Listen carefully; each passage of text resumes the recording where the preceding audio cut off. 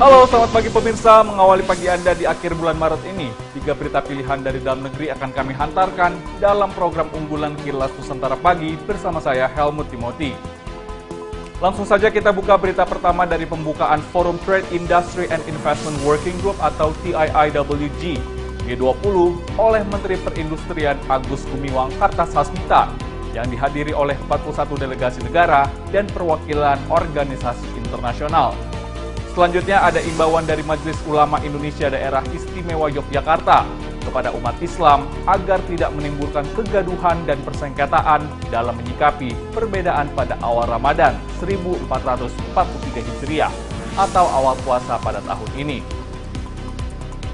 Kemudian ada kabar bahagia dari Jember, Jawa Timur yang mana Bank Indonesia telah meresmikan satu-satunya desa devisa yaitu Desa Sidomulyo. Hal itu dilakukan setelah produk unggulan kopi Robusta yang dihasilkan desa tersebut telah menembus pasar di sejumlah negara, salah satunya Amerika Serikat. Langsung saja kita simak informasi selengkapnya berikut ini.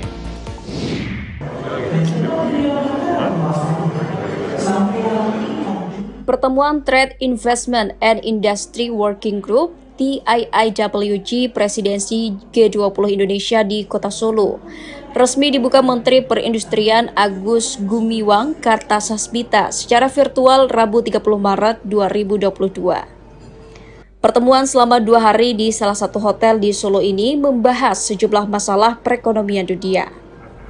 Direktur Jenderal Dirjen Perundingan Perdagangan Internasional Kementerian Perdagangan Kemendak Jatmiko Bris Wicaksono memaparkan, pertemuan ini diselenggarakan untuk mencapai misi bersama yakni kerjasama dalam menghadapi situasi sulit akibat pandemi COVID-19. Pertemuan ini juga membahas masalah kesehatan. Diharapkan setiap negara bisa memperoleh akses yang sama dalam mendapatkan berbagai kebutuhan kesehatan, apalagi di masa pandemi COVID-19. Dalam bidang industri, negara G20 didorong menggunakan teknologi agar bisa bersaing dalam menghadapi tantangan zaman. Selain itu juga dibahas pula masalah investasi yang harus menyesuaikan kondisi lingkungan. Tentunya ingin mengajak semua negara yang hadir di dalam dan organisasi internasional yang hadir dalam pertemuan G20 pada saat presidensi ini sama-sama kita mengambil satu kerjasama ya, menyikapi dinamika dan persoalan-persoalan yang kita hadapi saat ini, mulai dari isu kesehatan, ya, kemudian dari isu digitalisasi, kemudian juga salah satunya mengenai energi transisi energi yang berkelanjutan. Makanya kami di working group ini kita mengadres 6 agenda dan semuanya mendukung tadi ya, semua negara itu mendukung apa yang kita angkat di sini karena itu memang sangat relevan dengan situasi yang kita hadapi. Pertemuan ini juga diharapkan bisa mendorong pemulihan di bidang perdagangan, investasi, maupun industri secara kolaboratif. Dari Solo, Jawa Tengah, Denik Apriani, Kantor Berita Antara, mewartakan.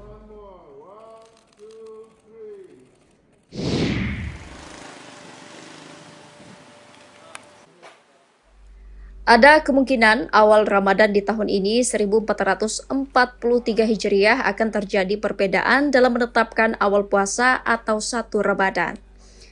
Perbedaan ini antara yang meyakini penetapan awal Ramadan menggunakan wujudul hilal dengan yang menggunakan metode Imkanur Ruqyah. Akan terjadinya perbedaan ini, umat Islam diimbau untuk menyikapinya dengan penuh kedewasaan agar tidak timbul kegaduhan dan persengketaan.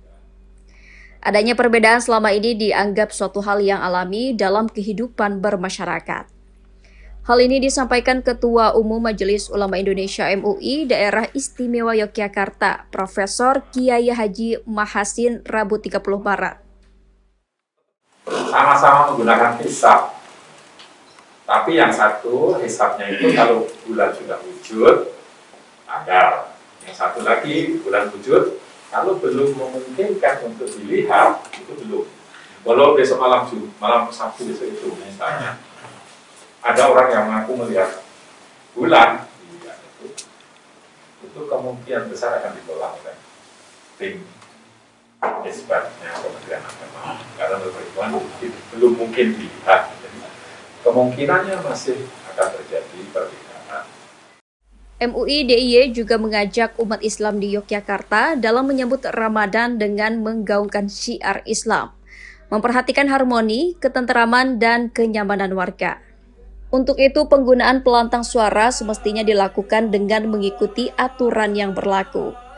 Kegembiraan berlebihan tidak diungkapkan dalam bentuk kegiatan-kegiatan yang dirasa mengganggu ketenteraman orang lain. Dari Kota Yogyakarta, Daerah Istimewa Yogyakarta, Imam Prasetyo, Kantor Berita Antara, mewartakan.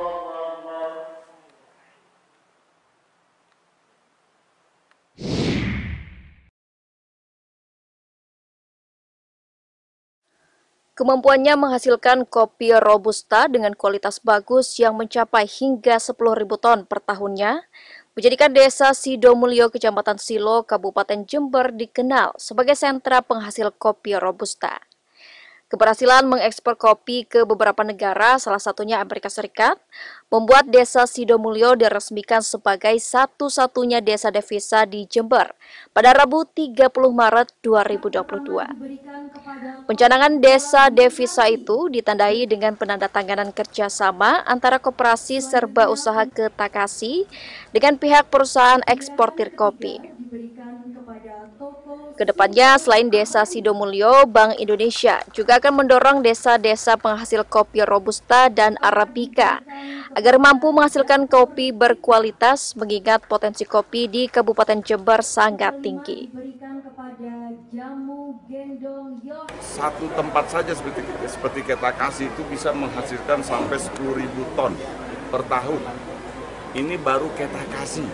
Nah, kami melihat bahwa Jember ini sangat berpotensi menjadi pusat kopi Robusta nasional. Nah, di samping juga ada keunikan bahwa Jember ada juga bagian Arabikanya di sisi Argopuro dan Raung, dan ada lagi yang lain, kita punya tembakau. Jadi secara umum kami meyakini bahwa pemerintah memberikan perhatian yang lebih kuat terhadap UMKM adalah suatu langkah yang sangat tepat untuk sebagai jalan mencapai kesejahteraan. Selain kopi, Desa Sidomulyo juga mengembangkan beberapa produk UMKM lainnya seperti batik, ekoprint, hiasan yang terbuat dari akar tanaman, dan aneka produk makanan olahan dari hasil pertanian desa setempat.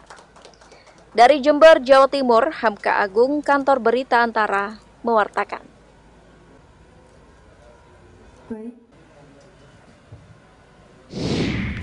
Pemirsa, kabar dari Desa Sidomulyo, Jawa Timur tadi membuat kita menyadari bahwa kualitas kopi Indonesia mampu bersaing di pasar dunia. Selain itu, jangan mau kalah untuk mendapatkan informasi teraktual dan terbaru lainnya melalui portal antara.com, kanal YouTube Antara TV Indonesia, dan saluran TV. Saya Helmut Timothy akan kembali dalam program Kilas Nusantara siang pukul 13 waktu Indonesia Barat. Terima kasih dan sampai jumpa.